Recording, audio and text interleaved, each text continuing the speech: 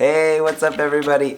This is like the fifth time I'm doing this shoot, and I normally just try to do it one time and move on because I don't have all that much time to dedicate right now. But number five, because the last time was because there was a bunch of stuff on top. The first time it was some other thing. Anyway, fifth time's a charm. Welcome to day five. Oh, day five, fifth time. Welcome to day 5 of the Consulting Accelerator course. My name is David Waters and welcome to the channel. So we're going to be talking about picking your niche. Picking a niche? No, picking a niche. And I say niche because the riches are in the niches, not the riches are in the niches. It just doesn't sound as good. Now, this is called picking your 2.0 niche, and I'm not going to tell you why it's called 2.0. You're going to let you go to the trial in the description below, and you can discover for yourself. I've heard something similar from other people before, but this is the first time I've heard it explained like this, and so Sam can explain it to you. He does a much better job. But I'm going to apply it. I'm going to try to answer some questions. And what we're going to do is we're going to jump on the computer right now, and I'm going to follow a strategy for finding information about the market. The idea is that I have to do this many times to many markets. I'm only going to do one because I just think that's all you need to see. Because today there's actually a lot of homework to do. There's this first worksheet with 10 questions. Then there's analyzing which niche to follow, and then there's creating an avatar profile, and I really want to get through it all today, so I'm not going to show everything, but I am going to get you started answering those first questions. So I guess I'm going to get me started because that's why I'm doing it. Alright, so we're jumping to the computer right now. Again, thank you so much. See you in a minute. So we're here now. We're going to be looking, and we're going to be doing we're going to answer some questions. I've got my drive open here, and 10 smart market diagnosis questions. They are more about being afraid, or what their desires are, what their frustrations are, just to really write down some answers for some questions regarding this market. And what they just suggest is to come to BuzzSumo. I started a free trial. I don't know what the paid pricing and all that kind of stuff is, but I literally just log in, and I've already done a few searches and found some things that I thought were interesting. So what you usually see first is you come in here, and this isn't a tutorial on how to do it, but you come in here and you see a bunch of feeds. What I found what was useful is coming into the web and going into the web content area. And you can see if I click here, I've already done a few. So I'm going to start and just think about what my market is. And I'm trying to combine Italy, the Italian properties, and I'm trying to mix that with the American investment money. And I realize that it's going to be a challenge. I don't know if it's even something anybody wants to do, because investing in a foreign market is difficult and often scary. So I know there are potentially people that come here on vacation frequently that would want to have a kind of a home base whenever they come. And so that's kind of my niche. That's what I'm targeting. So I'm going to start researching some things. Airbnb would probably be a good resource. I'm going to not go there directly, and I'm going to use BuzzSumo here. And I'm just going to start typing. For example, I am heavily involved in typing's not working. I'm going to heavily involved in the auctions here. I'm going to just type auction Italy, and I'm typing it in English. So I'm going to find websites that are in English, because I've selected also only English articles. And so here you can see this is just any auction. The very first one is a car, Alfa Romeo, I think. Anyway, if I look farther down here, ancient looted artwork, return to Italy. So auctions typically get connected with really expensive things. They want to go to the highest bidder. But the auctions I'm talking about are bankruptcy auctions, and often there are many that come at a very low price because of the quantity. The supply is so high that the prices are quite low. And let's see if I see anything. Hold first 500 megawatt renewables auction. Nope. Okay, so here's one about property, and I've already seen it. For example, if I open that up, it's auctioning off dozens of historic properties. These are not the auctions I'm talking about. These are state-owned properties that they are now auctioning off to pay back some of the major debt they own as a country. And so there are some very historic buildings that are on auction right now, and these ones will fetch a high price, like $950 million from is I think their target. Yeah, they aim to raise around that much. Even if they sell them at their base, they'll make like 140 million, if I remember right, reading this article previously. There are many incentives by Italian regions all over the place. You've probably seen, like, come live here, we'll give you a house for $1, or this region will actually pay you $700 a month. But the point is, they're trying to incentivize you to move there because the cities are empty, because people are selling their homes for vacation purposes and moving to newer communities, or communities that actually have jobs. And so beware of the offers here, but maybe you could take advantage. This is another article I'm not going to spend time on. I'm going to go back here and look at some other things. This is another expensive. So trends that I see are expensive properties when I just search auction and villa, or auction in Italy, I guess. If I search villa, I could get American stuff too. So we use that word as well. I don't see a lot of things using these search terms. If I get specifically, well, I didn't mean to do that. Property, auction, Italy. I could change this word to Italian and maybe have some other stuff. There's the same article. Same article. This one is from an Italian source. This one is from an American source, I think. All right, so that's not working out that way, but foreign investment, for example, this will probably get business investment, property investment. It'll get everything. I'm talking about Amazon investing in Italy. So these are good things to know about the market, to know how strong the market's going to become. But regarding my exact niche, and it's not the information that I'm shooting for. Foreign direct investments in Italy, blah, blah, blah, blah. Invest your talent for school. Okay. So let's do invest in Italy. Okay, so here's an article I've actually seen before, and it did get some decent engagement. A lot of people liked it. 800 likes, 130 shares, 100 comments. So let's check it out. I've read it before. Yeah, investing in a property in Italy, what it's like. Actually, it's a nice story. You see the castle in the background. This place right here is called La Villa di Torre Alfina. So that's Torre Alfina, and this is a villa next to it. They've basically titled this, Americans do that, or I don't know, maybe they're from UK or something. But both from the US. All right, Jeff and Robin from the US lived in Rome. They decided to buy 2 properties over 15 years. Here they are.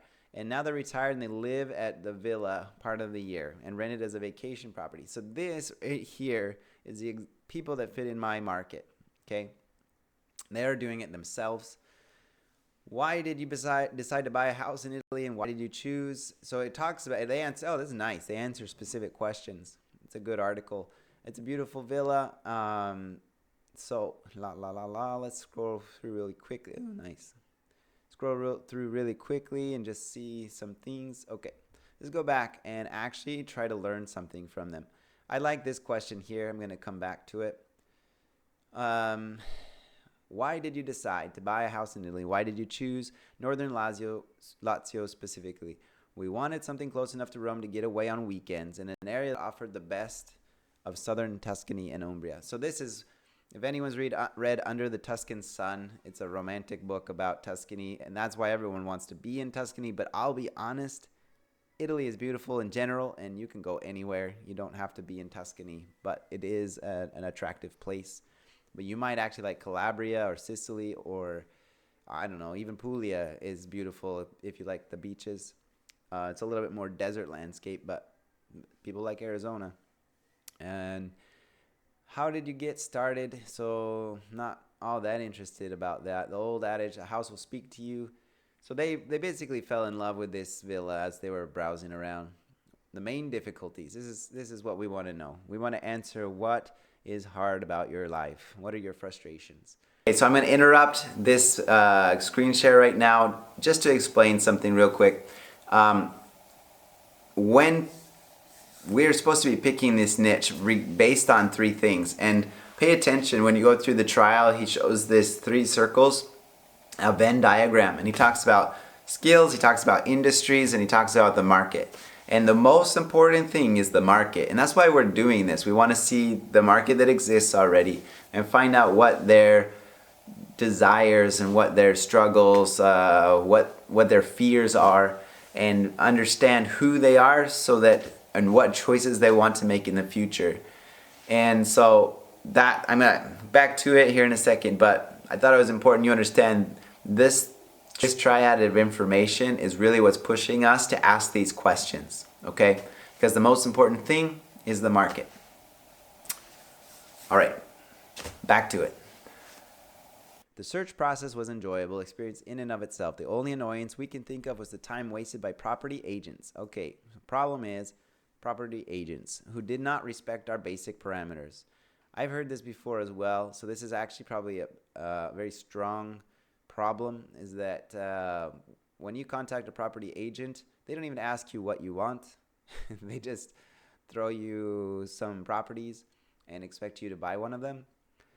When we were looking 15 to 20 years ago, the internet was not well developed in Italy, and the few property listings that were available carried few, if any, photos. You had to trust the estate agent to make a good selection. So this is probably resolved with the internet a little bit. Not everybody's on the internet. Most of the real estate companies here, they have a big window and they put all of their listings in the window. You walk by, you see, oh, I like that one, and then you contact them. So your experience, good. Overall, we have had very good experience working with Italian agents. Oh, good. So they've had a good experience. The first came from a personal recommendation, and she was great. 2009, we bought a second place with friends just about 10 minutes away and built it into another vacation home before selling our share to our partners about 5 years later. So they have multiple experiences. The agent was the one associated with the listing, and interactions were also positive. So this is common. Actually, I don't know a situation that's different. Here, all of the agents you contact will have a listing that they would try to sell you. They don't have an MLS system. And so getting them to contact other agents in order to see other properties is difficult. So you're going to be doing a lot more hunting. And that's kind of where I come in. That said, we learned only on the importance of having our own geometer. This is a surveyor. Kind of a project manager, honestly, and commercialista as an accountant to confirm the legal. So they had to use some professionals. We found it rare that cadastral documents were, so documents are a big problem often. Cadastral documents are like the floor plan. Every house has a registered floor plan, but some of them were registered in like 1960. And so there have been changes made to the property, and you have to update them before you can sell the property. Notaries are not like American notaries. They're actually public notaries it's like a very important job, and they get paid a lot. It's kind of like the title company to a certain degree. There are no title companies. It's the notary's job. Okay, so main difficulty. Oh, another one. For the renovation. We were drawn to the first property because it was already renovated. Over the years, we have consistently upgraded utilities. With our second property, we did major renovation on half of the house. At first, it was a casino. This is an Italian word for mess of fighting contractors. Then we got smart and chose the one we liked best, the painter, and let him pick all the others. It quickly became a team of 50-something high school cohorts who worked very well together. So 50 meaning age, not how many. One of the smartest decisions we made was to hire a local architect to advise us in the renovation process. While we had minimal need for an architect, he brought to the table. So this is interesting because what I know is that an architect and a geometer are depending on the renovation, one is needed and or the other is needed. Um, an architect replaces a geometra. A geometra cannot always replace an architect. Anyway, so there are these situations to understand. Greatest frustrations was the contractor's inability or unwillingness to estimate how much a particular activity was going to cost. Okay, so from what I gather is that, and I've seen it too, asking for quotes here, people don't do it. They don't want to write down anything. Like, it's extra work for them to say, write down a piece of paper, give it to you, this is how much it will cost, and follow that because there are unforeseen issues that they don't want to not get paid for. Um, so this can be a big frustration, and that's nice to see other people. Not nice to see, but it's good to see other people that have this frustration because it is a problem. Let's see. Anyway, that was nice. Tips for someone interested. Figure out what you really want. We are so happy we did. Agree to pay a little more for quality. Pay on time. Respect the professional talents. So this is basically treating the workers with respect, and you'll be respected. But if you treat them poorly, it's good. It's good advice. Okay, so back to this page here. Actually, you know what? I think I remember down here at the bottom. Yeah, there are other examples. This is like the perfect web page for me right now. ItalyMagazine.com. That was linking to, and I found this here. This is their website, that villa. You can go and you can actually book your stay, and it's nice. The Villa di Torre Alfina, more than you can imagine. Oh, it's actually up on a hilltop. That's nice. So anyway, going place. Okay, here we are. I can read any of these articles and learn a lot about people's actual experiences. What I'm going to have to do is find another resource for finding future clients. These are people that have the experience already. I want to also get information from people who have never done it before. What you need to know about real estate agents. This is actually a good topic too. Let's see, just scanning real quick. What are the things that struck you the most in dealing with real estate agents in Liguria? The advice is to read everything. I'm doing it quickly on the video on purpose. Is that they often do not call you back and rarely answer emails the same day. Odd in 2019. So this is a new article. When they answer emails, most of them do not introduce themselves. Nor do they tell you which agency they represent, what property they are answering about. She's telling you this, or they are telling you this because there are, like I said, you walk by, you find a realtor, or you find a property, you contact that realtor, and they contact you back. It's not like you contact one agent and they take you to many properties. So that might be a good problem to fix, honestly, right there. Now, if you're emailing about a property, it means you're house hunting, and obviously you're contacting many realtors. They are mad because they're not telling you which agency. Like, who are you? I'm calling about this house, or this is the company you called about this house. They don't do that because they don't really think about the fact that you're searching for lots of properties. They just keep it really short in their responses. I don't know. Recently, I called to see a house to be in Finale and found myself following an agent all the way to Calizzano. Let's find out how far that is. Finale. Okay. I don't know if that's Ligure. And let's go to Calizzano. It doesn't matter. Calizzano. So they drove for 45 minutes following this guy, this real estate agent. They are mad. Talking about mothers, I worked with an agency. The same agent showed up with his mom because he was taking advantage of the showing to take her out. So they wanted to hit the road. Talking about mothers, I worked with an agency in Cell who showed me 5 houses. The agent showed up with her mother and her sister for each visit. Once I had sent her a list of properties to see, she actually asked me to do her a favor and visit another house which I had not identified, as she had told the owner we would visit and he was waiting for us. So we just had to see it anyways. That's a nice, strong sales tactic. Preying on the emotions of others. 90% of the agents I have worked with over the years do not go to the properties ahead of time to open windows and don't know what staging is. So visiting houses with people's laundry dropped on beds, toilets not clean, garbage out, etc. It is a constant. In Italy, the culture is not to stage or pre-decorate a house for a potential buyer. Interesting. All right, so these are going to be good articles to read. I like this website. Anyway, so I'm going to write these things down on my little PDF here. What's nice about the actual content Consulting Accelerator is that I'm filling out these worksheets and I'm supposed to submit them so that they're basically evidence of what I've done. And I don't know what they're going to do. Maybe they're going to actually analyze it and help me understand if I'm doing it correctly. That'd be great. I'll let you know if that happens. But anyway, this is more. This is what you're supposed to be doing. You're actually supposed to go in the market. You're supposed to find out experience, find out who's selling information, who's fixing the problems already. And there are people that have experienced buying a property and moving here or using it as a vacation rental. So this will be nice to learn about. Okay, let's go back just real quick and see if there's a little bit more here.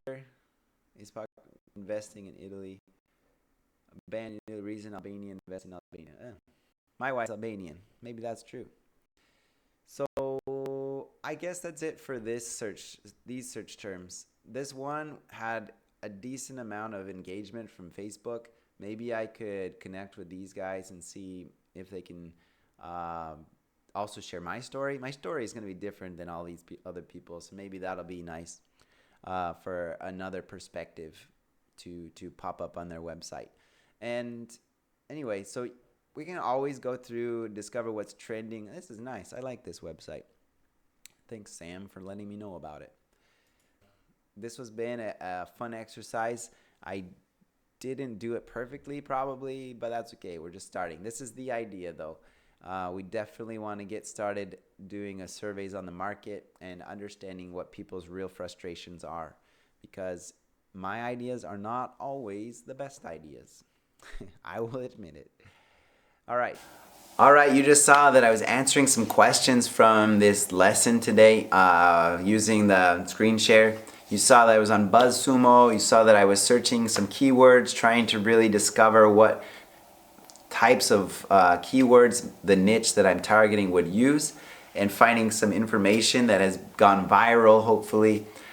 One thing I noticed is that there is not a lot of information on the exact niche that I was trying to research, and maybe I just need to find more keywords, but most likely it's because I'm mixing Italy with American investors, and so trying to find all of that information in English is probably the problem. I can search in Italian, finding about how it's done in Italy, and then I can find out more about American investment out of the country, and then mix those two niches, and that's probably where I'll start. But most likely, I will have to contact people directly. Actually, it's a real quick story. I was in Rome. I mentioned this in a previous video. I was in Rome just a few weeks ago. After watching this lesson for the first time, I was able to go there, and I was put in a position where I was running into a lot more Americans because of vacation. Everybody goes to Rome. But I was running into a lot of Americans, and every single one that I talked to, I would try to implement the idea of getting surveying them. I wasn't trying to be like, hey, I'm doing this, tell me this.